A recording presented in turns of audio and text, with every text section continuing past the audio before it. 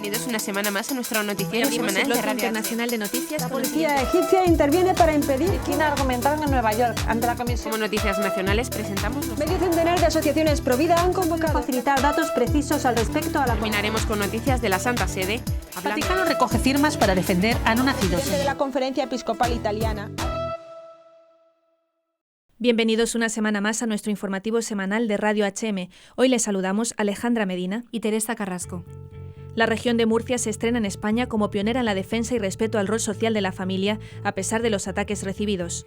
El pasado mes de septiembre se aprobó en esta región la utilización del denominado PIN parental, que es una solicitud que va dirigida a los directores de los centros educativos para que informe previamente, a través de una autorización expresa sobre cualquier materia, charla, taller o actividad que afecte a cuestiones morales socialmente controvertidas, para que los progenitores puedan conocerlas, analizarlas de antemano y en base a ello dar o no el consentimiento para que los hijos participen.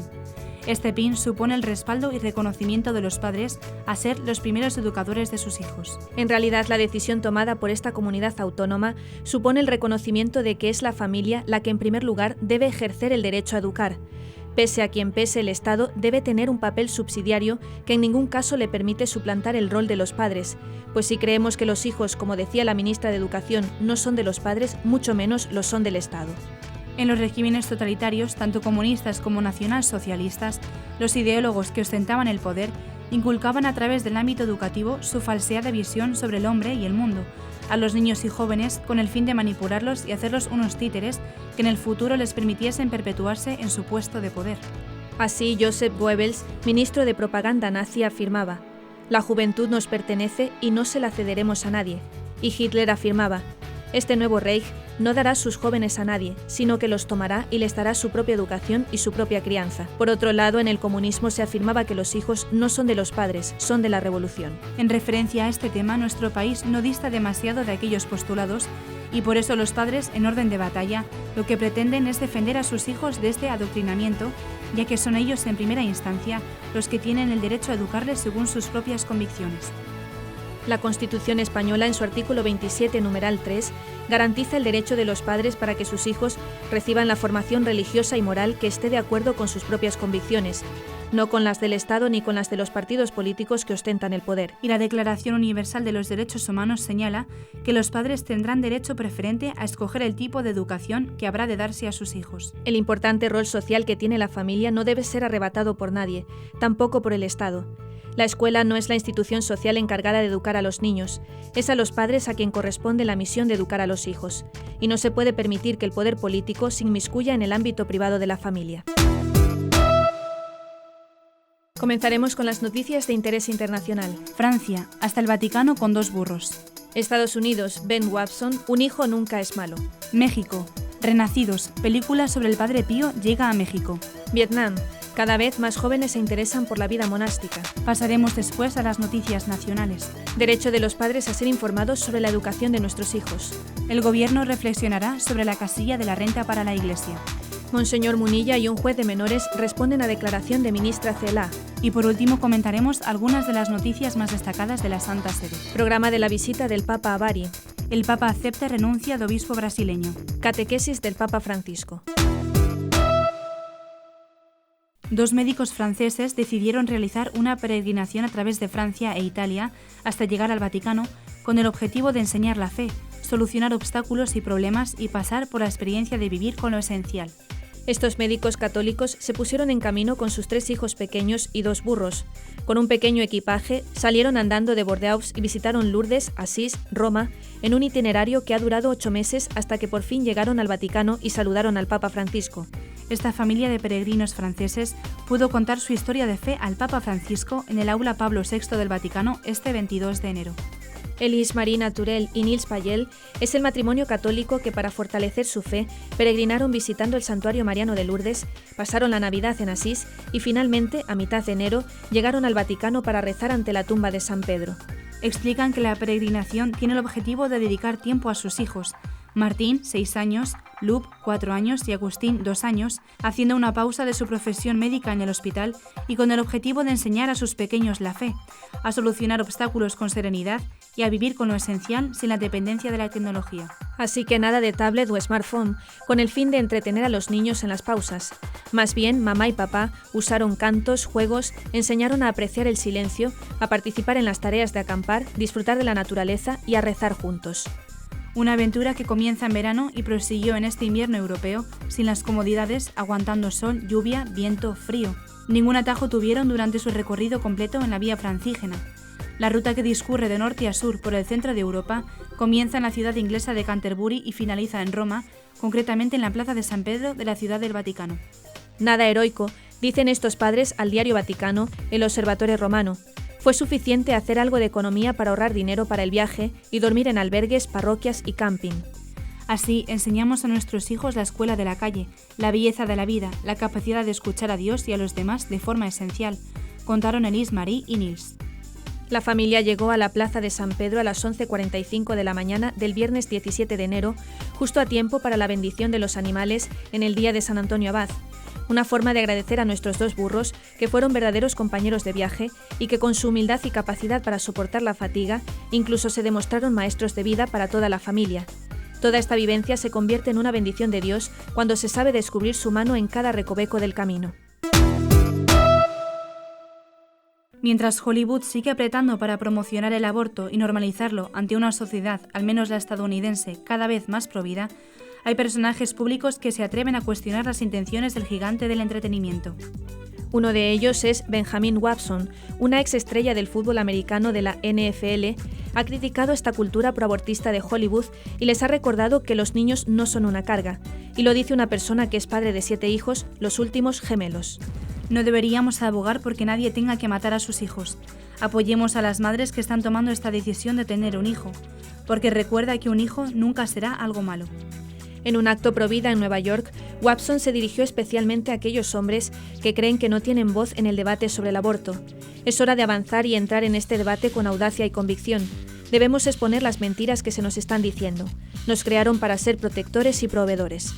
Además de su profunda fe, uno de los mayores testimonios que ofrece Watson es el de demostrar en un mundo como el del deporte y el espectáculo la belleza de una familia numerosa.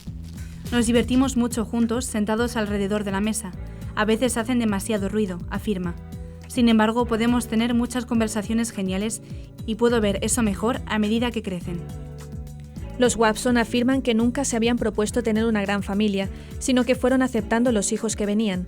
También sufrieron 2 abortos muy dolorosos antes de que llegaran los pequeños, una pareja de gemelos. Es difícil y hay noches de insomnio y a veces no puedes hacer lo que quieres y te toca hacer sacrificios. Pero nunca he escuchado a nadie decir cuando han crecido, ojalá tuviera menos hijos, afirma el exjugador de los Baltimore Ravens, New Orleans Saints y los Cleveland Browns. La película Renacidos, que recoge testimonios de personas cuyas vidas fueron radicalmente transformadas por San Pío de Pietrelcina, llegará este 30 de enero a las salas de cine de México. Renacidos es la segunda película sobre el Padre Pío, dirigida por José María Zabala, que también realizó El misterio del Padre Pío. La película, que llega a México gracias al Festival Internacional de Cine Católico, se estrenará en cerca de 60 ciudades mexicanas a través de la cadena de cines Cinemex. Entre los testimonios que se recogen en Renacidos, figura el de un oficial de la Alemania nazi que terminó hincado de rodillas en el confesionario del Padre Pío. Francesco Forgione, conocido como San Pío de Pietrelcina, nació el 25 de mayo de 1887. Ingresó en la Orden de Frailes Menores Capuchinos en enero de 1903 y fue ordenado sacerdote el 10 de agosto de 1910. Recibió los estigmas de Cristo y obró diversos milagros en vida. Falleció el 23 de septiembre de 1968. Gaby Jacoba, directora del Festival Internacional de Cine Católico, destacó que hay mucha gente a la cual el Padre Pío, de alguna u otra manera, ha intercedido en su vida. Es innumerable el número de testimonios en muchos países de mucha gente que lo quiere. Son sus hijos espirituales, dijo. Jacoba recordó que tuve la bendición de verla en el estreno de España ahora en noviembre. Y es una película en la que te sientas y no te puedes mover porque es muy impactante lo que ves, lo que oyes. Es, como bien dicen, un terremoto interior, te mueve las fibras del corazón. Sales con el corazón encendido del amor de Dios, de este gran testimonio de santidad que es Padre Pío, aseguró.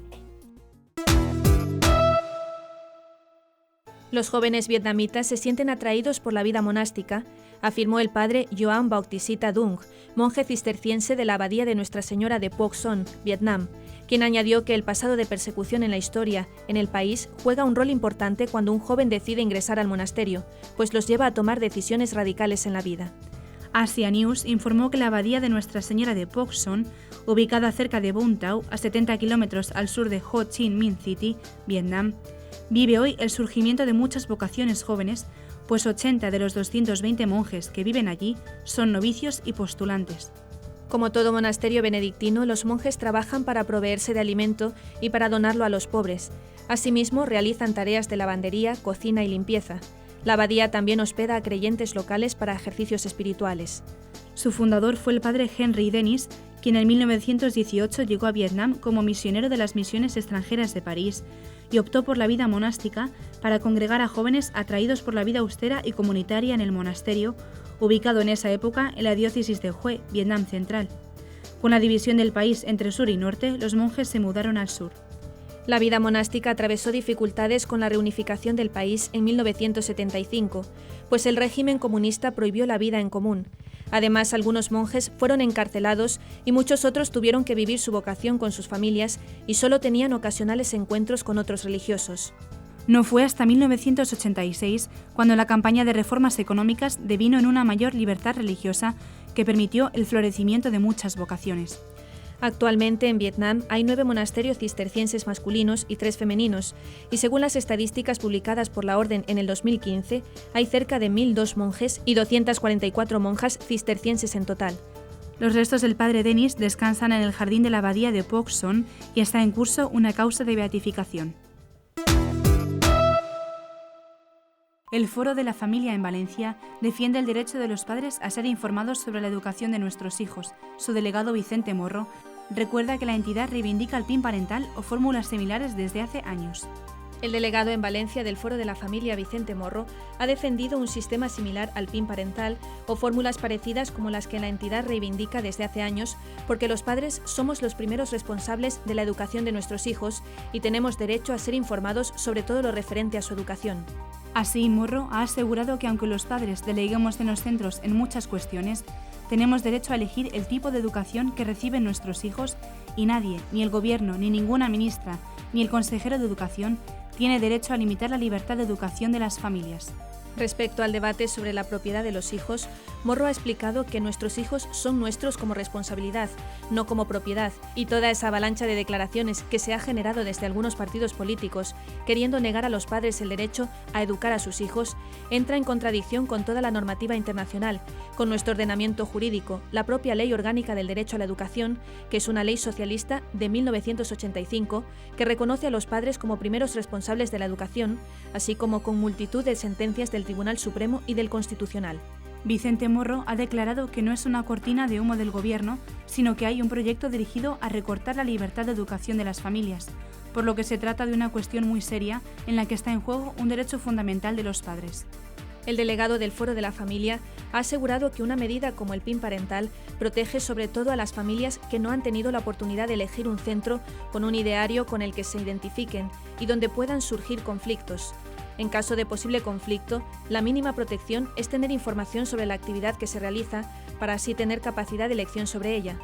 Morro se ha opuesto a la idea de que estos talleres o no se imparten o no son tan graves, asegurando que basta revisar los materiales de educación de la propia Generalitat Valenciana para ver que son inapropiados para niños de 6 a 10 años. Por último, Morro ha señalado que el PIN parental es solo una de las formas posibles para que las familias puedan ejercer un seguimiento de la educación de sus hijos, entre otras alternativas similares. Se trata, pues, de distintas formas de que se haga efectivo el derecho de las familias a elegir el tipo de educación que desean, de acuerdo a sus propias convicciones, como recoge la normativa internacional. La vicepresidenta primera del Gobierno, Carmen Calvo, ha señalado que la Iglesia debe pagar el IBI de aquel patrimonio que no esté destinado a las funciones de culto y ha añadido que tienen que hacer una reflexión en relación a la casilla del IRPF para la Iglesia porque quieren ver cómo la Iglesia Católica rinde cuentas y cómo administra estos fondos en relación a los objetivos que tiene la legislación española. En este sentido, ha precisado que esos fondos son para política social y no para otras cosas. Sobre la casilla de la Iglesia en el IRPF, Ha insistido en que en este punto tienen un espacio de reflexión abierto que está segura de que va a ir bien, porque la disposición de la Santa Sede es muy buena y la de la Conferencia Episcopal Española exactamente igual. Yo creo que están en disposición de colaboración y puesta al día de algunas cuestiones que hacen falta y que están en el ánimo de la sociedad española en general y de la inmensa mayoría de los católicos españoles, que en ese sentido han evolucionado bastante. Calvo ha definido al nuevo nuncio como alguien que viene de una trayectoria muy interesante de Naciones Unidas, persona de confianza del Papa en la ONU y con una defensa cerrada del multilateralismo y de emplearse a fondo en causas importantes en las zonas de conflicto del mundo. En todo caso, Calvo ha confirmado que las relaciones con la Santa Sede han dependido y seguirán dependiendo de su cartera. Mantenemos unas relaciones muy buenas con la Santa Sede, pero también tenemos un calendario de trabajo por delante que yo se lo he podido contar al cardenal Parolin y que él ha aceptado y que vamos a poner en marcha, y que tiene que ver con la fiscalidad de la Iglesia Católica, ha recalcado. La ministra de Educación y Formación Profesional, Isabel Celaá, declaró el viernes 17 de enero que no podemos pensar de ninguna manera que los hijos pertenecen a los padres. Celaá hizo estas declaraciones en relación a la potestad de los padres de decidir o no sobre la formación de sus hijos, al hilo de la propuesta de Vox en la región de Murcia de implementar el llamado PIN parental. El PIN parental es una autorización explícita por parte de los padres para que sus hijos puedan recibir charlas, talleres o formación sobre algunos temas, especialmente los relacionados con sexualidad.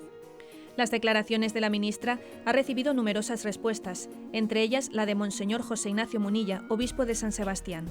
A través de su cuenta de Twitter, el prelado aseguró que caminamos hacia la estadolatría, hacia la cada vez mayor intromisión del Estado en la vida de la familia. Como decía Chesterton, cuando abolimos a Dios, el Estado se convierte en Dios.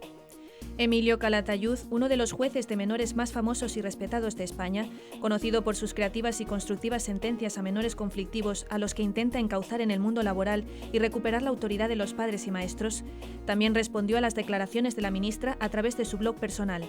El afamado juez responde así en su blog.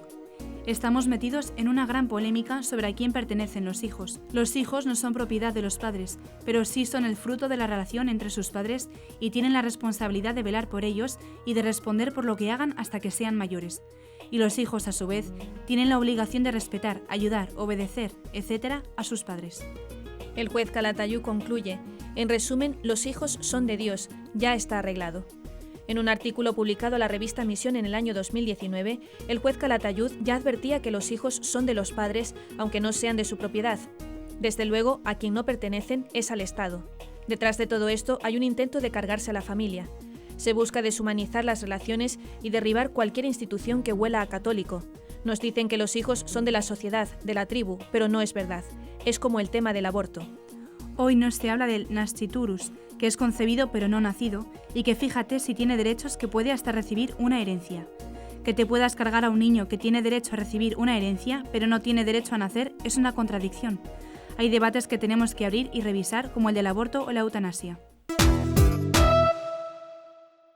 Tal como informa la oficina de prensa de la Santa Sede, el Papa Francisco visitará Bari, ciudad capital de la región italiana de Apulia, para participar en el encuentro de reflexión y espiritualidad Mediterráneo Frontera de Paz. El pontífice partirá a las 7 de la mañana del 23 de febrero en helicóptero desde el helipuerto del Vaticano.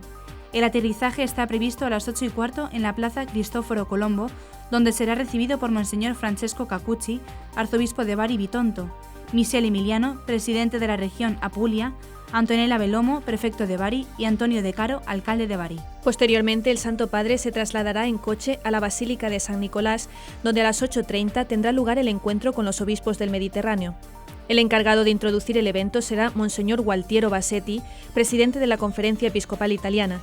También intervendrán Monseñor Vinko Puljic, arzobispo de Brosna, presidente de la Conferencia Episcopal de Bosnia y Herzegovina, y Monseñor Pierbattista Pizzaballa, franciscano, arzobispo titular de Berbe, administrador apostólico sede vacante del Patriarcado Latino de Jerusalén. Acto seguido, el Papa pronunciará su discurso y saludará a los obispos participantes en el encuentro.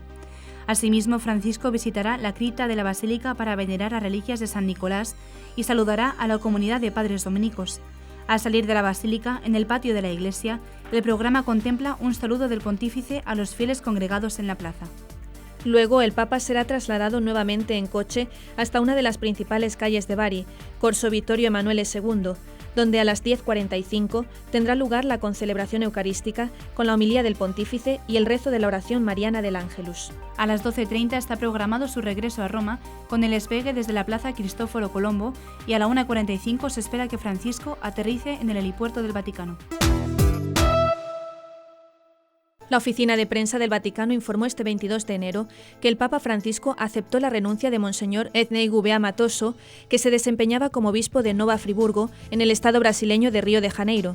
El prelado decidió dejar el cargo por sentirse cansado y agotado. En una nota publicada el 22 de diciembre de 2019, el prelado indicó que 3 días antes envió al Santo Padre su pedido de renuncia como obispo diocesano por amor a la Iglesia y por su propio bien espiritual. Habiendo examinado mi conciencia ante Dios y el servicio que desde hace 10 años la Iglesia me confió como obispo diocesano de Nova Friburgo, que procuré desempeñar con espíritu de servicio filial a la Iglesia y proceder con recta intención y discernimiento por el bien de las almas, hoy quiero compartir el estado en que me encuentro. Me siento cansado y agotado ante toda la situación que se arrastra en esta diócesis, y particularmente en estos últimos meses, dijo el obispo. El prelado destacó luego: ante los numerosos desafíos, muchas fueron las conquistas en los ámbitos pastoral, administrativo, vocacional y cultural, entre los que está la mejora de la organización canónica de la diócesis, la creación de estructuras y la sectorización de las parroquias, además de proyectos que deja en marcha como la creación del archivo y del Museo Diocesano de Arte Sacra, para el que dispuso de su acervo personal adquirido o recibido como obsequio. Todos los proyectos ya ejecutados o los que a partir de ahora coloco bajo la providencia de Dios padecieron incomprensiones y sinsabores que fueron paulatinamente consumiendo mis fuerzas, explicó el obispo y comentó que siempre quise lo mejor para Dios y para esta iglesia particular que tanto amo, pero donde no siempre fui comprendido. Finalmente, el ahora obispo emérito de Nova Friburgo pidió perdón a quienes lastimé o quizás inconscientemente y por mis debilidades no supe acoger. El prelado también pidió al Padre de las Misericordias que perdone mis faltas e ilumine mi nuevo caminar. En la audiencia general de este miércoles 22 de enero, el Papa Francisco reflexionó sobre la Semana de Oración por la Unidad de los Cristianos que en Roma se celebra del 18 al 25 de enero. En su catequesis, el Santo Padre recordó que este año la Semana de Oración gira en torno a la hospitalidad y se basa en el pasaje de los Hechos de los Apóstoles que narra cómo las comunidades de Malta y Gozo trataron a San Pablo y a sus compañeros de viaje cuando naufragaron. La hospitalidad es importante y es también una importante virtud ecuménica. Significa reconocer ante todo que los demás cristianos son verdaderamente nuestros hermanos y nuestras hermanas en Cristo, explicó el Papa. Y hasta aquí nuestro informativo semanal. Esperamos que haya sido de su agrado. Recuerden que pueden seguir escuchándonos siguiendo el resto de nuestra programación en directo a través de la web www.radiohm.net. En ella podrán encontrar también distintos podcasts con los informativos anteriores y otros audios que también pueden ser de su interés. Seguiremos estos días informando de las noticias de la Iglesia y del mundo a través de nuestros breves espacios informativos que les ofrecemos todos los días, cada media hora aquí en Radio HM 88.7 FM y HM Televisión. Ayer, hoy y siempre la verdad. Gracias por habernos acompañado. Les han informado Teresa Carrasco y Alejandra Medina. Hasta la próxima semana.